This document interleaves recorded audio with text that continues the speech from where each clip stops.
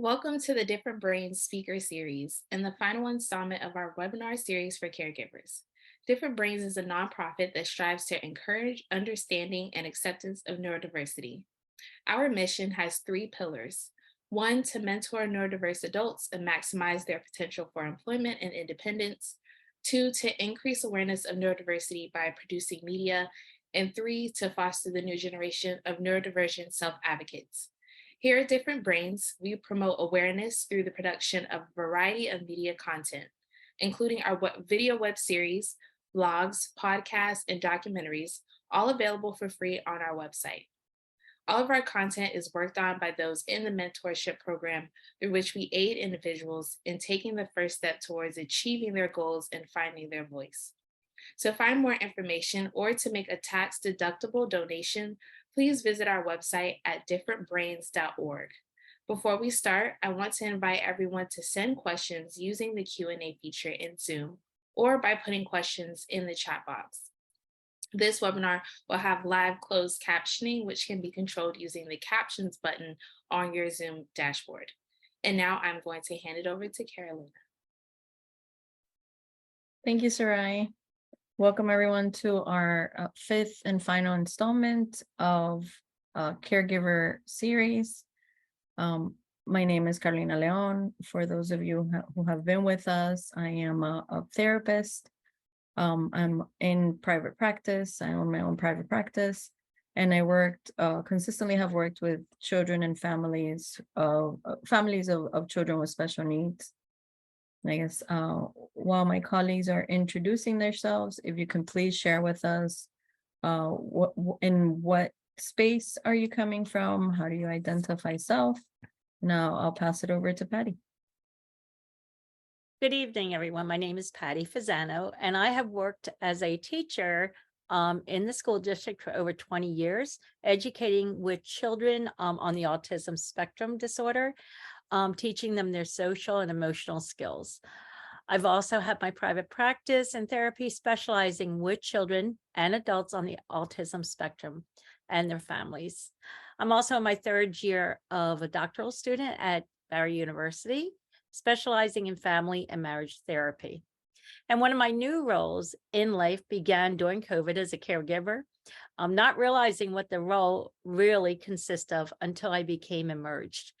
And this webinar has helped me to understand the importance of taking care of self, strategies on supporting my loved one, and how to balance my lifestyle. So welcome, and I'll pass it over to Melodie. Thank you, ladies.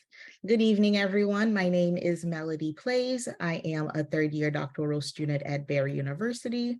I also own a private practice that is driven by a mission to decolonize and destigmatize mental health care. And I really look forward to closing off this conversation with you all, and hopefully we can continue it in some different ways at some different times. Thank you for joining. As Carolina mentioned earlier, please introduce yourselves in the chat. Let us know who's in the space with us. Let us know where you're coming from. Let us know just also what you wish to learn from the webinar, what you've learned so far if you've been with us. So yeah, we look forward to continuing this conversation. Thank you for being here. And I'll pass it back to Patty. So tonight's agenda, we did the introduction. We're going to be doing a self-care technique in a minute. And we will be talking about caregiver burnout and what can cause burnout. And how can you tell as a caregiver if you're experiencing the burnout? We also will introduce tools that will help you to understand how to get through not getting to the burnout stage. And we're just putting it all together of all the weeks that we have been giving you the tools and seeing what tools have worked for you if you've been using these tools. So and at the end of our PowerPoint, we're going to be doing a Q&A part of questions and answers and trying to answer some of the questions that you have. I think there's someone asking a question or raising their hand. No, and chat, I believe they're sharing with us where they're coming from. Oh. You wanna chime in, Melody? Yes, of course I can. We just have some of our participants introducing themselves. We have Montgomery Prescott, who says that they are a mental health provider from South Carolina, and they work with ADHD children, and they also have their own practice, which is called Every Vet Counts. Oh, Uh, mhm. We also have Deborah, who says, hello, I am an adoptive parent of a boy with FASD, ADHD, and ASD living in Scotland. Wow, hi, welcome. Thank you for joining us. And also she says that I'm learning more about taking care of myself. So thank you for sharing that. well, welcome everyone. So this is when we do the self-care technique. And if you've joined us in the last couple of webinars, then you're familiar with us introducing a mindfulness activity at this point. If tonight is your first night, welcome. And then one of the main reasons we begin with a mindfulness activity is to help ground you and be with us in this moment. So this is a simple mindfulness activity that you can do anytime to help ground you. So what I do is, if you can see, can you see me? I hope so, with my hands, right? This is, so I invite you to hold up your hands like I'm doing mine. And on the right side, you have your pointer finger, right? So you start at the bottom by your thumb, and it's easy to do. As you're moving or gliding your finger up to the tip of your thumb, I want you to start breathing in. And this really helps the breathing exercises. It just helps you so much. And so you take your finger and you're breathing and breathing in and in and in and in and in. And when you get to the tip of your thumb, hold it for like 3 seconds. And then as your finger's going down, you let out, you breathe out. And this is a great way. It's a sensation with your fingers just to feel. You're touching, and feeling the sensation of your fingers going up. But it's also a way to guide you on how long you should be breathing, So again, let's try it again. Bring your finger up, breathe in, all the way in, hold 3 seconds, and then let it release. And as you're releasing, bring your finger down. We'll try it again. So again, you go up your finger, breathing in, get to the tip, hold for a good 3 seconds, and then release. And keep doing this. This is a really great way of actually giving you a visual of a mindfulness activity that you can actually know the breathing techniques. So some people say, I don't know how long to breathe. I don't know. But this is a great way. This is a great thing to also, as a caregiver, teach children, if you're working with children, helping them to understand, hey, this is fun. You breathe in, hold, breathe out. So I think this is a great activity. And I wanted to ask Carolina and Melody how this works for them. Thanks, Patty. It has been a fun activity. You've shared this one with us in particular before, and it is nice to implement with children or with adults as well. If you're with your care recipient, it's also a nice way to teach them. And it's sort of twofold. It'll be something for you as a caregiver to have a mindful moment, and the same thing for your care recipient. So Melody, I don't know if you have anything else. Thank you. I do. I always enjoy doing these because it's a quick and easy way to take those 5 deep breaths that we're always, like advising to take when it comes to mindfulness. And I just also love the visual, right? Getting to the tip and stopping for the 3 seconds and then exhaling and releasing and dropping. So not only are you getting like that visual as you follow, but you also have the sensory as you're touching your fingers, and you're also breathing in and out and taking those deep breaths. So I absolutely love this one. Thank you, ladies. I know I do too. So over these past webinars, we have introduced many mindfulness activities and wanted to invite you to put in the chat box if these activities are helping you, or would you like to share an activity that has worked for you with us? So we would love to hear from them. So you're welcome to just keep chatting with us, because we love to, talk to you through this webinar. Yes, keep adding your comments and questions in the chat and in the Q&A, and we'll, of course, periodically address them and answer your questions as well at the end when we have our Q&A. Thank you. So as you can see in this picture, you can see mom is probably going through a little, exhaustion, right? So what is caregiver burnout? So we got this information from according to the Cleveland Clinic, and they define the caregiver burnout as a state of physical, emotional, and mental exhaustion. Burnout can occur when caregivers don't get the help they need, or if they try to do more than they are able physically or financially. In this state, you may feel overwhelmed, you may experience fatigue, anxiety, and depression.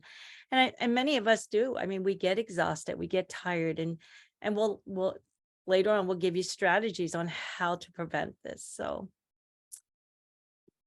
we can go to the next slide unless someone has a question. I think we can move on. Okay. Carolina, would you like to go over this? What causes caregiver burnout and also other factors to burnout? Of course. So what causes caregiver burnout is, oh, we have somebody in the chat, taking those moments you mentioned to sit and picture myself at the beach, the sound of the waves, focusing on my breathing.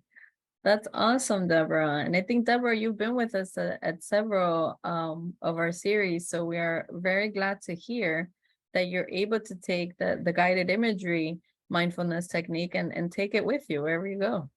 So I love that. Thank you for sharing. Thank you.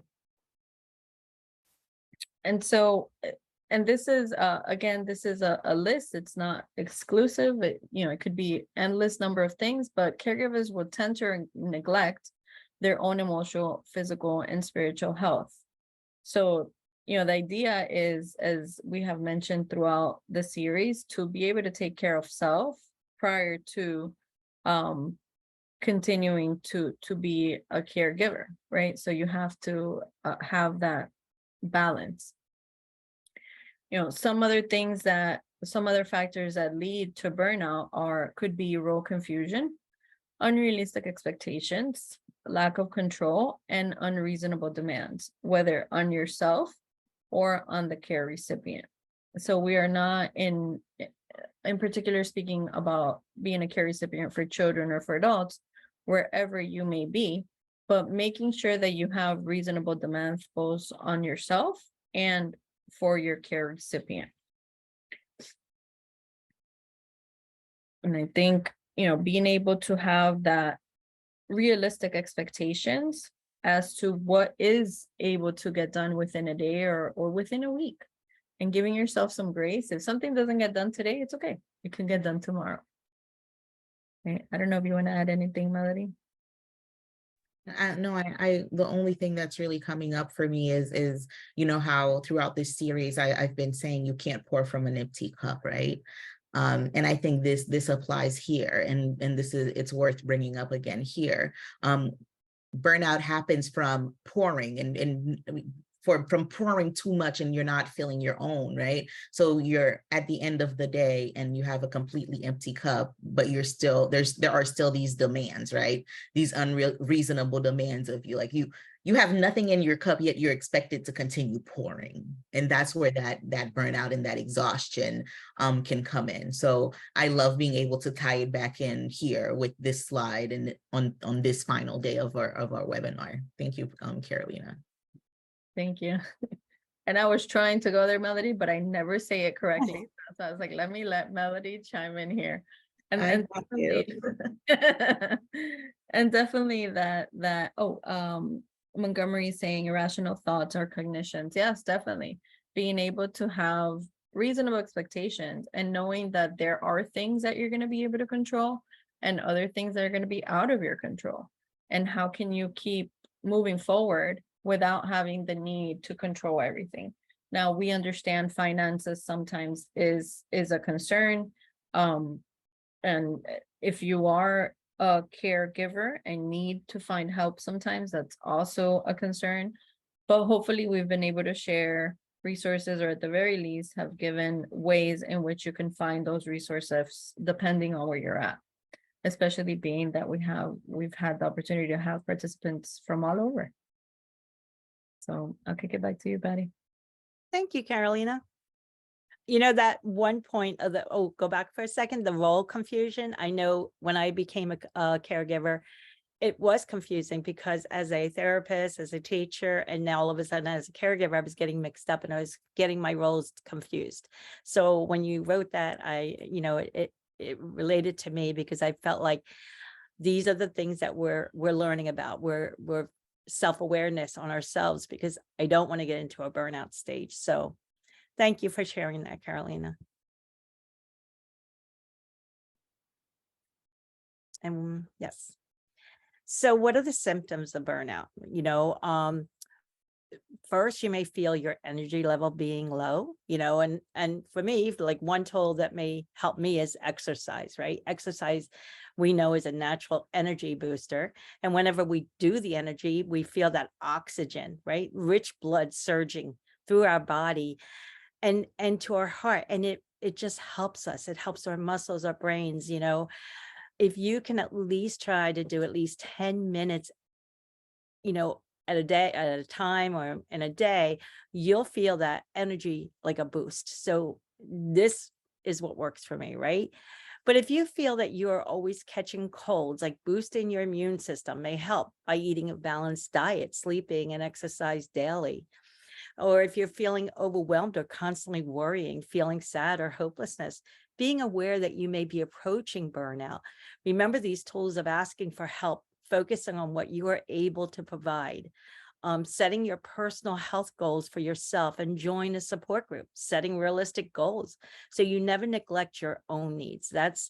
That is awareness that you need to understand when you are, and these symptoms are there. They're real symptoms. And if you really realize this, these are great tools to help you, understand where you're going. So you want to make sure that you understand these symptoms. You may want to write them down, go back over to our PowerPoint and look them up.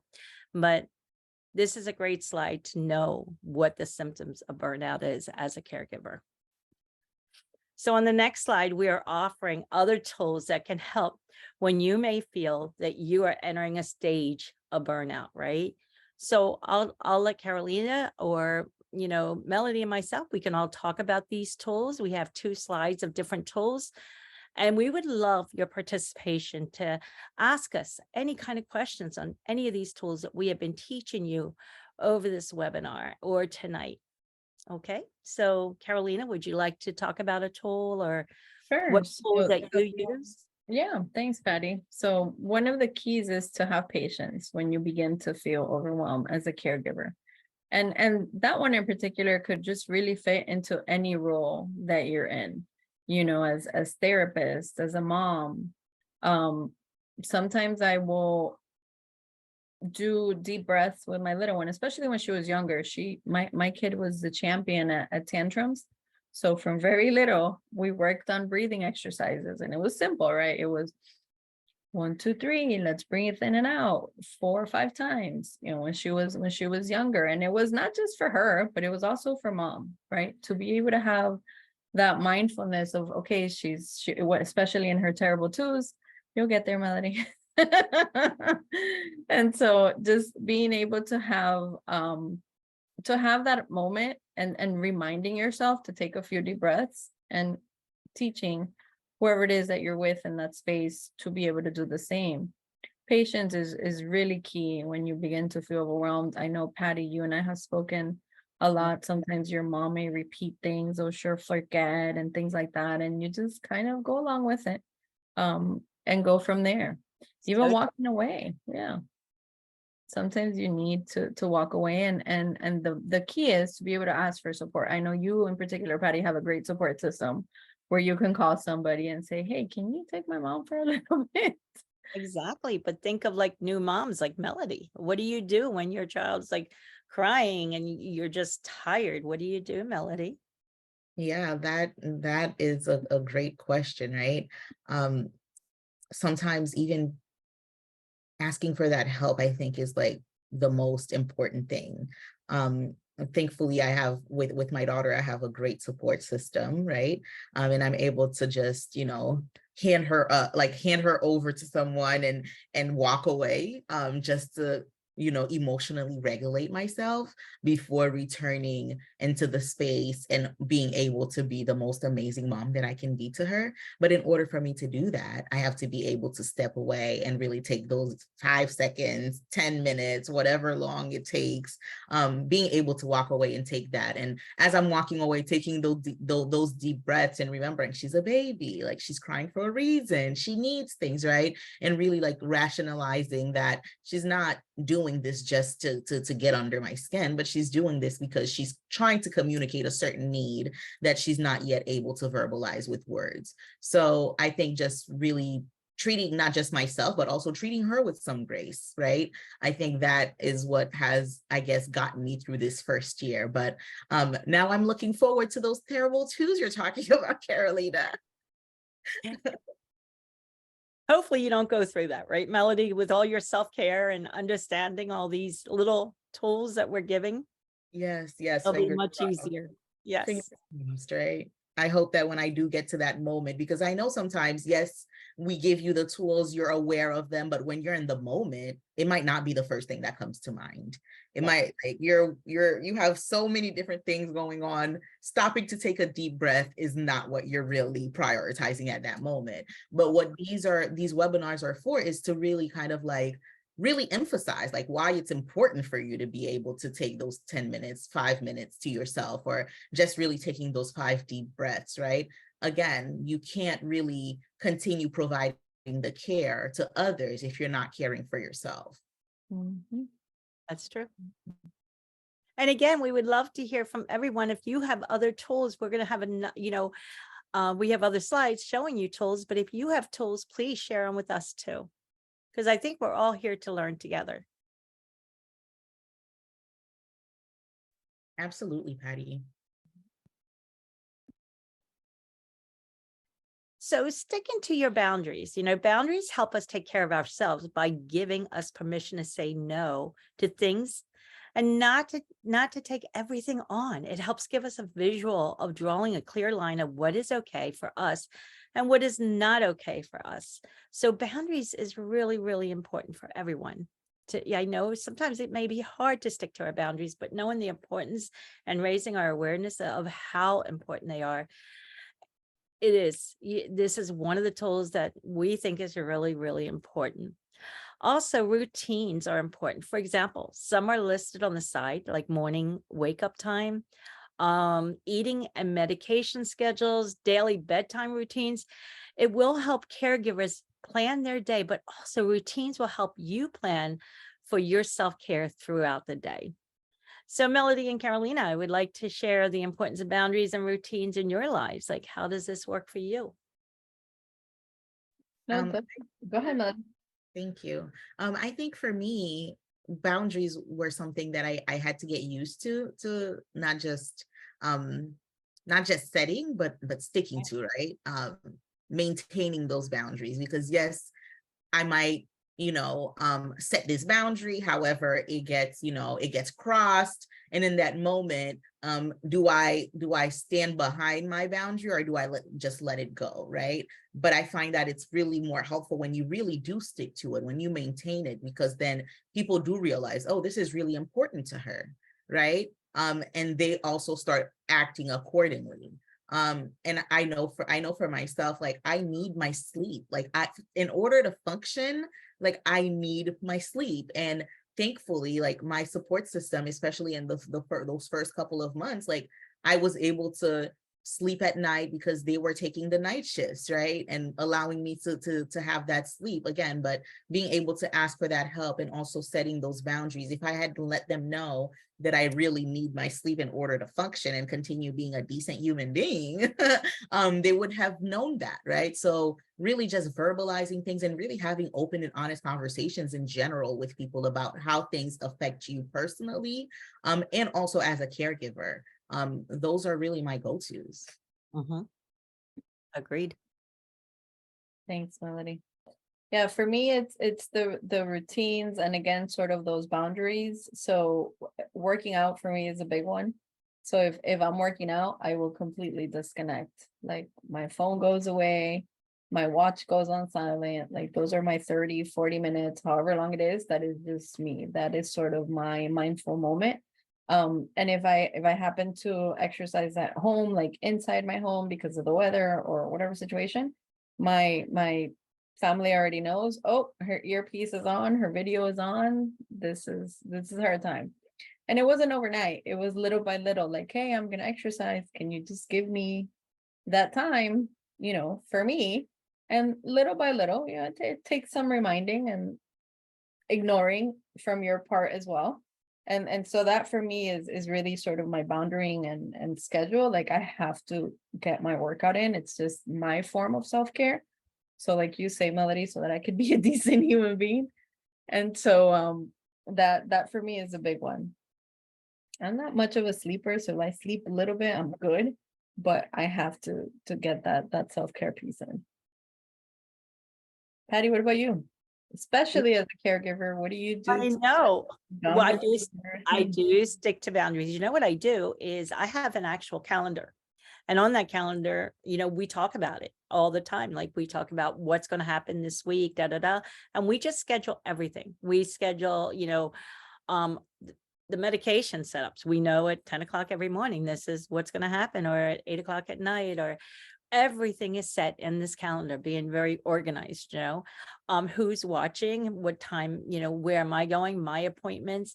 It just helps me know that there's space for me, there's time for me. So it's never a hiccup in our family. We just feel like everyone knows this schedule, everyone can, step in and help.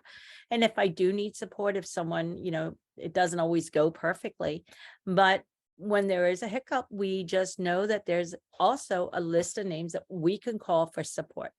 And I think having that ahead of time before getting into that burnout stage and saying, oh no, and really being overwhelmed, having that set up already and open in that calendar and helping me really does is really important for me. So, that weekly sitting down, maybe 30 minutes a week, scheduling the whole week helps me function. So with my self-care is in it too. So I know how important that is. So yes. And we would love to hear from you guys. What do you do? What do you stick to boundaries? Does this work for you? Like, we would love to hear from all of you. Yes, we have a few two comments now. We have Montgomery. They said remaining emotionally flexible rather than emotionally rigid. So yes, absolutely. And that's something I wanted to point out too, as the three of us were talking about our boundaries and our self-care and what it takes for us to really be our best selves, right? We're all saying different things that work for us. So I also invite you who are attending tonight to think about, what are those boundaries for you? What are the things that you need to do to really be your best self? So yeah, and also if you'd like to share in the chat as well, let us know. And I'll stop from time to time and read them. And also Deborah here said, taking time out in the garden. Yes, I love plants. I love gardening. She said 5 to 10 minutes, or tagging with my husband once he was home or available. Also learning and building a toolkit and gaining insight into myself.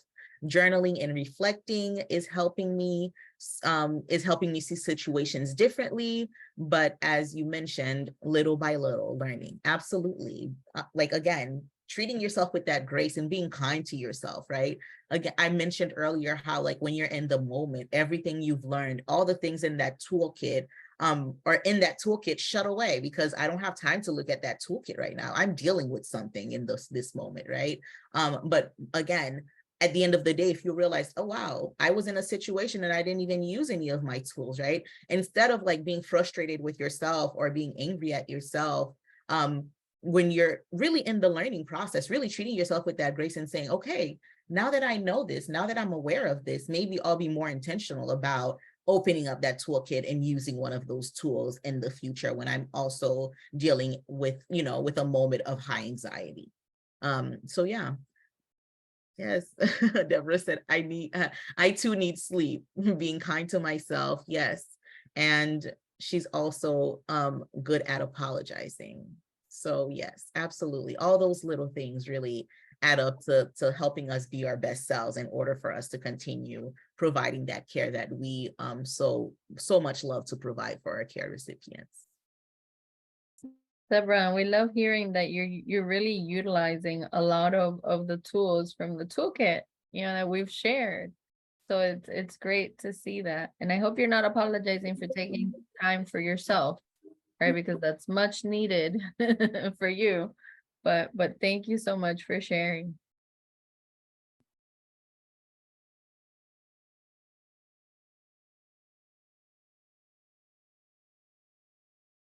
All right, so this next one is, if you've been with us before, you'll see some of the toolkits that we've already shared. So one of them being journaling is at the top right. Obviously here is the toolkit, and finding balance within yourself. Something Patty shared in one of the previous webinars about finding your balance within, the balancing sheet. So whatever it is that you're doing for your care recipient, you're also doing for self. So like eating, bathing, those sort of everyday routines and activities, making sure that you are balanced as much as possible, right? But making sure those self-care needs are met for both care recipient and for self, as well as journaling. We've talked a lot about journaling and how it can help you just focus, whether at the beginning of the day or reflecting throughout the day or to end the day, right? And then being mindful in those little things that you enjoy doing. So for me, it's that first cup of coffee when the coffee is brewing, that smell, really just enjoying my coffee mindfully and intentionally, and with nothing else, no other distractions. For Patty, it's tea. In the same way, just being able to enjoy those little moments. And some of the others that we didn't put on here is the grounding techniques or earthing, being able to connect with the earth by going outside, putting your feet on the grass, or if you get an opportunity at the beach, and just really being able to connect with nature. And you could even blend some of these in, right? So I know, Patty, you mentioned earlier going for walks. So you could go for walks, and if the floor is not too hot, putting your feet on the grass, because at least on our side, it's extremely hot. And so doing these things for yourself and even for your care recipient, if you could and are able to include them, so that you're both in sort of a mindful place and begin to set those boundaries and those intentional mindful moments. Patty or Melody, you want to share anything else on these slides? I just love a lot of the techniques we did over this webinar, and looking back on this page, reflecting back on one of the, I do the tea every morning. You're absolutely right, Caroline. I love sipping my tea. I love smelling it. I love using all my senses as I'm drinking my tea because it grounds me. It's like not worrying about anything else in this world. I'm into my zone, I always call it. But also that journaling, and putting that ledger together and put what you've done for yourself today and what you've done for your caregiver. And if it's not balancing, that's something that you should be raising your awareness and saying, there's something wrong. I'm doing everything for someone, but nothing for me. And that's really important to understand. So I love how you reflected back on our past webinars, but I also think these are really, really important, and knowing how important this is for self. So I'll let Melody speak now. Thank you. Absolutely. Thank you, Patty. I absolutely agree. I love, one thing that I really love about the tools that we shared is that we each have a favorite, right? We came together and we said, what are some things that we want to share? And we wanted to share some of our favorites and some of the ones that really work best for us, right? But there are others out there too. So I do encourage you as well to find things that work for you. If maybe very few or none of the ones that we provided work for you, I encourage you to look up things and really seeing what works for you as an individual. Because again, mindfulness is something that we each approach differently. So I want you to approach mindfulness the way that feels right for you.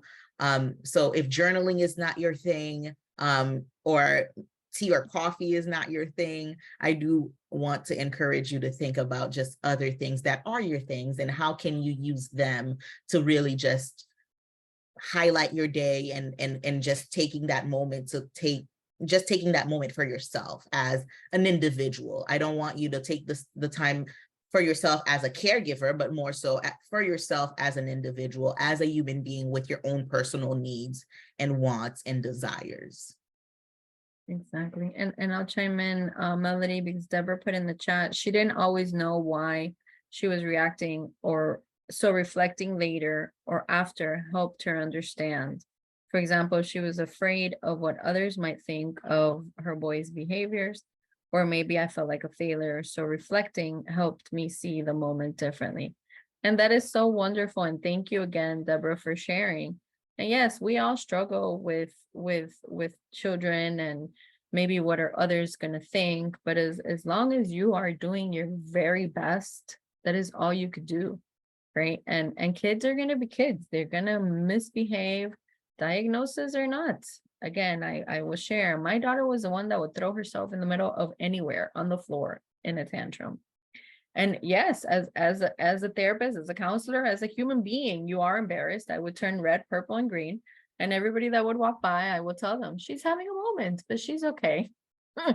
So that was my disclaimer for it was, I want to say it was over 2 years. Her terrible twos lasted a little bit. So I understand where you could feel like, oh my goodness, what am I doing wrong? But absolutely not. It is, what are you doing to continue to be a caregiver, and to continue to deal with those behaviors, and really improving yourself and for your boys.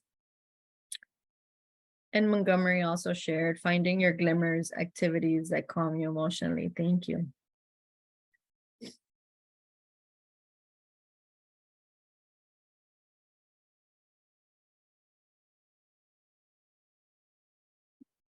So this brings us here to just some other, like, more like additional tools that you could add to your toolkit, right? And the first one we have here is agreeing with your care recipient, right? Avoiding disagreeing, just because at the end of the day, only you will be frustrated. And I love the example that even Carolina gave, right? Thinking of working with children. Sometimes you just have to agree, and sometimes you just have to let them have their moment, right, Carolina? Because yeah, like if you're trying to rationalize with someone who's not in a rational state at that moment, only you become frustrated. And of course, that affects you a lot more than it would affect them. So I always love thinking about this one. And even when if you think about this, as in you're caring for adults, let's say for example, someone with Alzheimer's, right? Sometimes they might not, or dementia maybe even, they might not even realize that what they're saying makes absolutely no sense, right? Or they might not realize how what they're saying might not be rational. And if you sit there trying to rationalize with someone who really cannot really think rationally, only you become frustrated, as we've been saying. So definitely keeping that in mind and being mindful of that. Thank you, Melody. For the second one, it says divert the conversation, choose something more pleasurable, right? So I believe that when your conversation is not going well, it doesn't, for children or adults, if it's not going well between you and your loved ones, change the conversation into a more pleasure conversation, enjoying each other's company. This will help reduce your stress, situations between you and the one you are caring for. Sometimes we get stuck, and know this, and raising your awareness of this and not become frustrated, like Melody just said on the first one, is just, it's easier just to change the conversation into more of a pleasurable one. So I think that's another good tool to do. And be kind. Carolina? Yes, and definitely you want to be able to praise and encourage your care recipient, and really avoid condescending language or just absolute language. So being able to positive reinforce. So let's say in the case of children, you want to be able to positively reinforce the good behavior, because sometimes when what happens as parents or as caregivers, when a child is being good or they're behaving well, they're doing something positive, we tend to say, oh, let's leave them alone, they're having a good moment, right? But that's really the moment to intervene and say, wow, what a great job you're doing, and have them to continue to do that, right? So we want to be able to praise and encourage that positive behavior, that wanted behavior, and that not so much we want to redirect, right? We're not going to ignore it, especially when it has to do with safety, but definitely we want to redirect.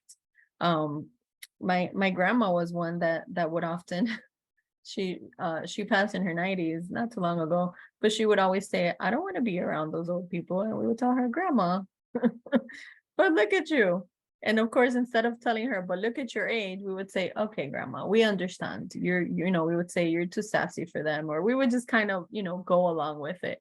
But it was quite funny how she still thought of herself as she was just as young as can be, right? So we never argued with her. We would just laugh. We'd be like, be nice, don't say that, but it was quite comical. So being able to just praise and encourage that wanted behavior or that positive behavior and move it along. Right. And be kind, like a positive reinforcement. Like as a caregiver, sometimes we become frustrated, and we need to raise our awareness as to what your loved ones can do, instead of forcing someone to do a task that that they just can't. So understanding that and stepping back, and after giving them, like, say, a task and looking at it, and you could tell they become frustrated, maybe for children that have, maybe someone that has ADHD or, ASD, these labels, right? Or anyone that, if they just cannot do it, instead of becoming frustrated, just be aware of that and give them something that they can do, and that they feel like, and that, like Carolina was just saying, praising and encouraging them, and making them, everyone to be kind and understanding, instead of forcing them to do an activity they just can't do. Yeah. Thank you, Patty. And another piece is really avoid triggering language. And this one in particular could be tailored again to both, whether older adults suffering from dementia or Alzheimer's, or even children. Instead of, if they want to talk about something, just sort of go with it. And if it's something maybe that's not appropriate, or it's something that's triggering for them, turn it around, talk about maybe old memories. If it's somebody with dementia, show pictures, take time out of your day to reminisce and really talk about whatever it is that they want to talk about. And if it's children, then really being at their level and getting down to what they want to play, even if it means going down on the floor with them, if you're able to, right? So it's really meeting your care recipient where they're at, but and learning to have fun. It doesn't have to be serious all the time, right? So trying to do some of these things, and again, we go back to being kind to yourself first and foremost, and to your care recipient. Melodie, I don't know if you wanted to add anything. No, I think you ladies covered it wonderfully. These are some of the things that we've brought up before in our past webinars, if you've been here with us before. And we really wanted to kind of like reiterate that and just, a reminder. This is one thing that we really want to leave you with. I think you ladies did wonderful covering that. And I wasn't sure if, Deborah, do you have a question or you were agreeing? I think it's a high five. I think she's agreeing. She agrees. Okay, awesome.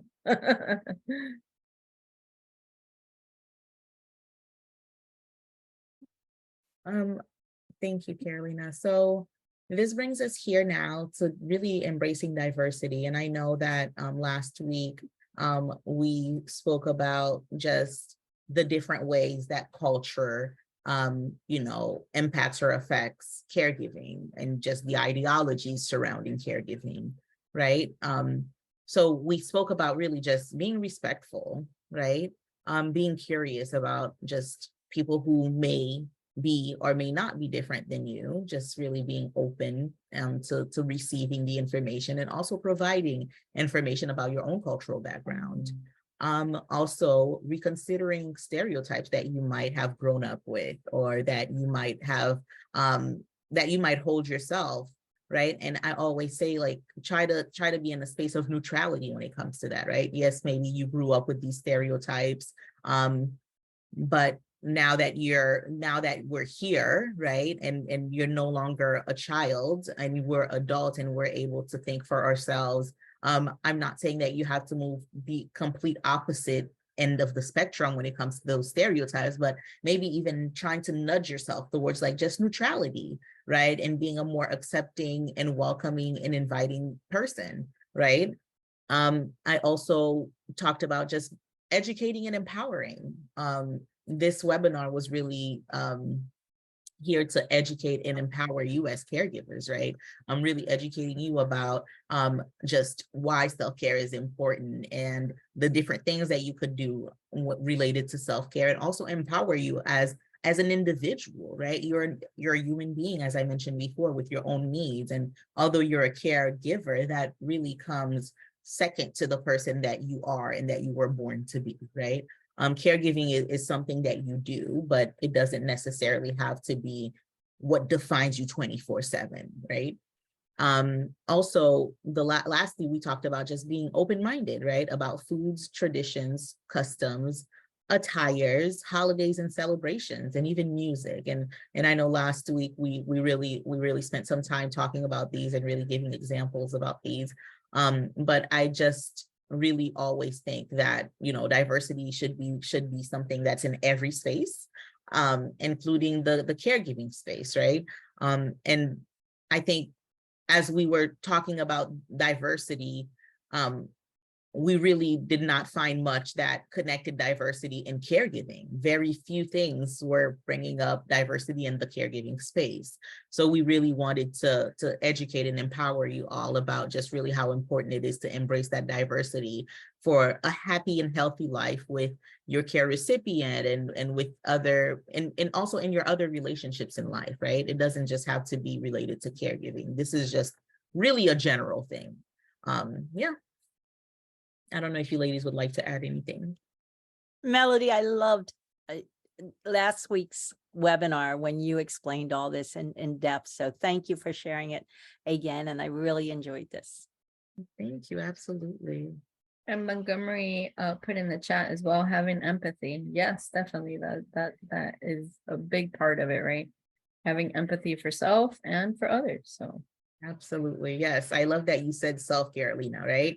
Because I feel like when people think empathy, they automatically think of others, right? Being like being empathic to others, but also having that empathy for self and really treating yourself with that grace, again, can go a long way, because we're often very hard on ourselves as caregivers.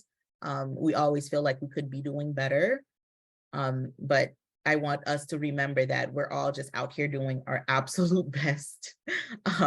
And your best is good enough. So treat yourself with that grace, be empathic towards self, and hopefully that empathy will also kind of like distribute and kind of like bleed into your other relationships in life as well. Deborah here added a comment. She says, I have been an advocate for my son and those affected with FASD, ADHD, and ASD in school and community. Social norms versus neurodiversity. Yes, we have an advocate among us. So absolutely. Thank you for sharing that, Deborah. I myself am a big advocate when it comes to marginalized populations. Yes, advocacy is so extremely important. Thank you for the work that you do.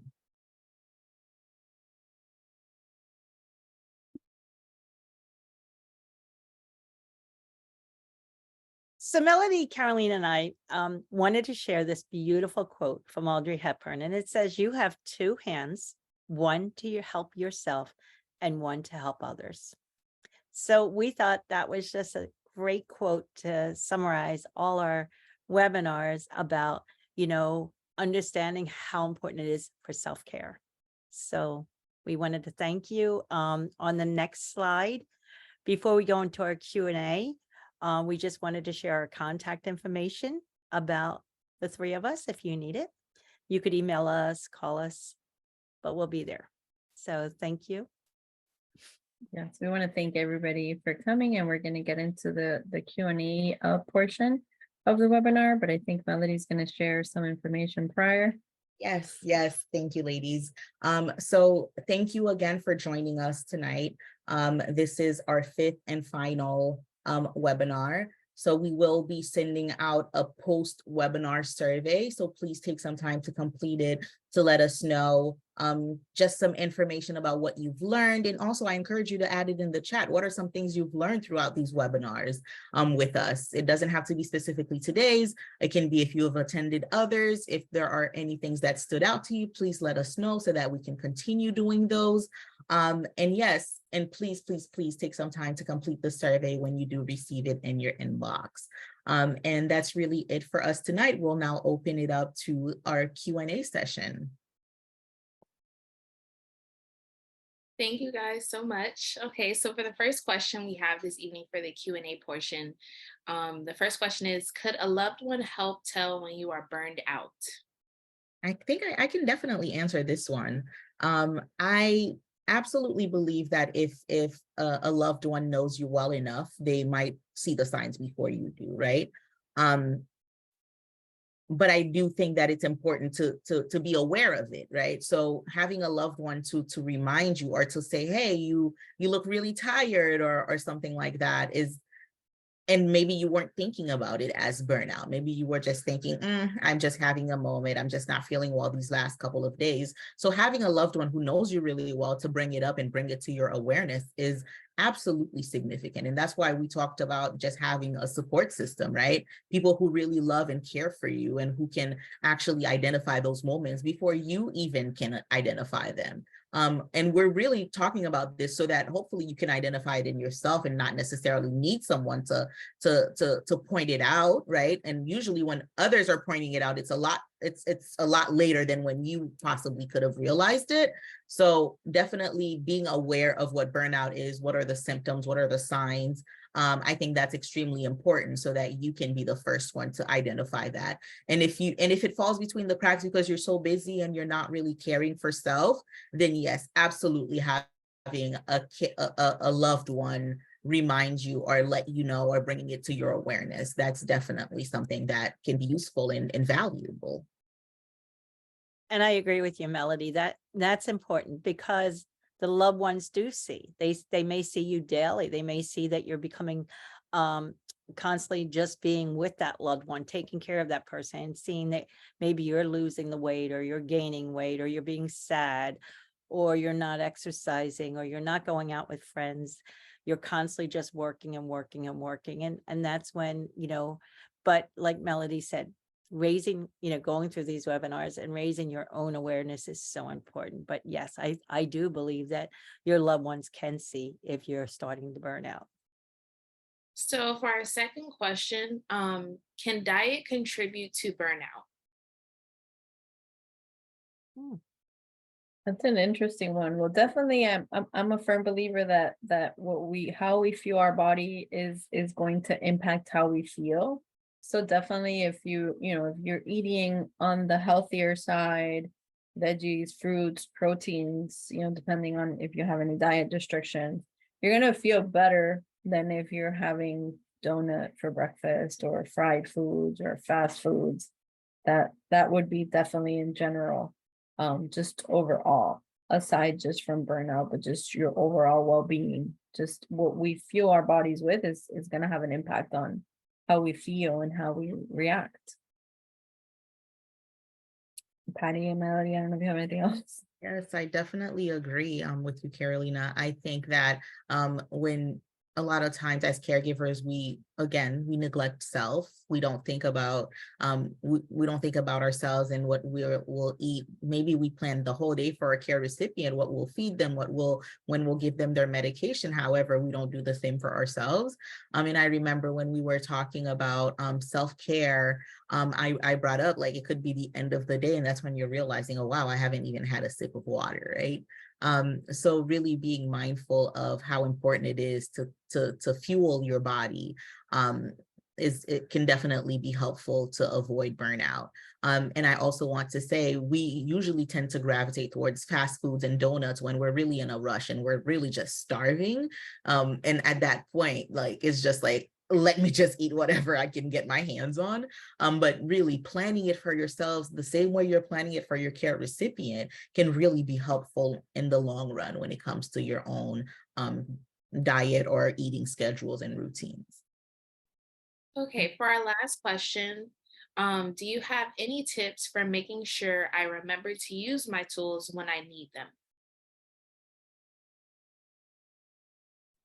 Another great question, right? So we get to a point in life that we're overwhelmed. It's something that maybe that may help is to think about it constantly. Like before going to bed, think of all the good things that happened to you that day, or, kind of constantly remind yourself of how was my day, thinking about today, and then say, what could I have used? Or thinking about the next day, what could I have done better? Constantly, raising that awareness in yourself and understanding what tools you could have used and use them, but it's something that you need just to reread, maybe, put little stickers by your bed, or, things that you will remember, things like the tools. Yes, I have to agree with you, Patty. I think with using anything, using the tools and using mindfulness and using any of the things that we introduced you to will take some practice, right? It will take some getting used to. If it's not something that you were doing before, now it's going to have to be something that you're intentional about. Like, I have to take care of this. I have to take care of myself. I have to use these tools, right? And the more you do it, the more they become second nature, right? I know for myself, before I was into, I got into mindfulness when I was a lot younger, way before high school. And for me, at first, it was in a way a little like ridiculous, like, what am I doing? Am I really feeling anything right now, right? But as time has gone on and I've practiced these things, now they are second nature. And sometimes I'll even catch myself doing a mindfulness exercise without even actually like thinking about it a lot first. I'll just like stop and take that deep breath. And I was like, oh, okay, that's me using one of my tools. I got this, right? So absolutely practicing is what's going to continue making it more familiar and more included as part of your day, right? Like Patty said, like being intentional about thinking about it in the morning, thinking about it at night before it, just reflecting can be such a valuable thing. Definitely, I agree with everything you both have shared. It's you have to make it part of that everyday routines and activities, right? And Montgomery shared, we can look at it through a lens of dimension, of wellness. If the diet and nutrition is not balanced, stress can increase. I think he was referring back to the question before. So thank you for sharing, Montgomery. But definitely, mindfulness is one of those things that, just like when you're learning to ride a bike or when you're exercising, the more you practice, the better you get at it, right? Let's think of yoga. This is the first thing that came to my mind. When I started practicing yoga, I was like, I can't do this. I can't do half of this stuff. But the more you do it, little by little, you get a little better. And it's not about perfection, but it's just about being mindful and being intentional about what you're doing. Right. And the more you practice these tools and these mindfulness activities, the better you'll get at it. Absolutely, absolutely. Thank you, guys. I'm going to refer back to you for any closing remarks or final thoughts before we end our webinar. No, we just want to thank everybody who has taken the time and has taken this journey with us. And we truly appreciate it. If there's any other topics or anything that you would like to learn about or to delve into, please feel free to reach out to any one of us. And I think, Melody, you may be putting the survey again. So I'll let the lady speak. Thank you everyone for coming. Thank you, Carolina. And as I mentioned before, we are so grateful for every single one of you, whether you attended just one or attended all five. Thank you for taking the time. We know as caregivers, your time is valuable, and the fact that you have spent the past 5 Wednesdays with us, here, we cannot again express our gratitude enough. And really, to close this off, again, we will be sharing a survey, a post webinar survey for you to let us know what you learned, what you liked, what wasn't so helpful, so that we can do better next time, right? So thank you again, and please take the time to complete the survey. I'll pass it over to Patty. And I also just want to ditto those two ladies. I loved working with these ladies. I loved working with different brains through this webinar. But we do really want to thank all of you for attending. This was amazing to us, and I hope you got as much out of it as we did. And yes, I know one of you is going off to bed now, so thank you all. We really do. We're blessed to have met all of you, and thank you. And good night. Thank you to our amazing presenters, and thank you everyone for attending. Please visit differentbrains.org for more content and resources related to caregiving, as well as many other topics. We will be sharing links and contact information for everyone in the chat box and on the screen. From everyone here at Different Brains, good night.